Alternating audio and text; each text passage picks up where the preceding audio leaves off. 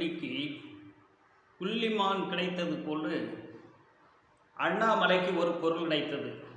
இதனால் ஒரு பெண்ணுடைய வாழ்க்கையே பாழாகிறது, அதனுடைய குடும்பமே பாழாகிறது என்பதை கூட கணக்கிலே எடுத்துக்கொள்ளாது குற்றப்பத்திரிகை தாக்கல் பண்ணிய 4வது மணிக்கூர் நேரத்திலே கைது செய்யப்பட்டிருக்கிறார் என்பதனை வெளிப்படையாக சொன்னதற்கு பின்னாலும் அதை ஒரு பொருளாக வைத்துக்கொண்டு என் உடம்பை நான் வருத்துகிறேன், நான் செருப்பே போட மாட்டேன், செருப்பு போடாமலேயே கோடிக்கணக்கான மக்கள் தமிழகத்தில் வாழ்ந்துட்டு இருக்கிறாங்க.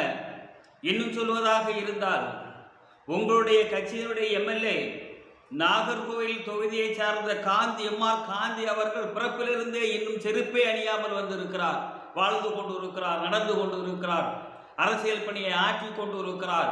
செருப்பணியாததினாலேயே நான் இதை வைத்து ஒரு அரசியலிலேயே முதல் தேடி விடலாம் என்றால் முடியாது. உங்களுக்கு முன்னாலேயே காந்தி அவர்கள் செருப்பே அணியாமலே வாழ்ந்து கொண்டு இருக்கிறார் இது நாள் வரையிலும். இதெல்லாம் என்ன, எதற்காக வேண்டி இப்படிப்பட்ட ஒரு நாடகம்? அது ஒரு பெண்ணுடைய வாழ்க்கையை எடுத்து வைத்தால் நாடகம் ஆட வேண்டும்.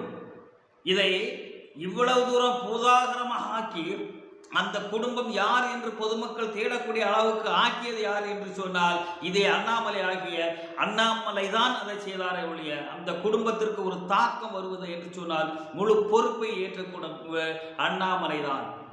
பொதுவாக பொதுமக்களை பாதிக்கக்கூடிய ஒரு விளைவாக இருந்து அந்த விளைவுக்காக வேண்டி நான் வீர சபதம் ஏற்கிறேன் என்று சொன்னால் அது ஏற்புடையதாக இருக்கும்.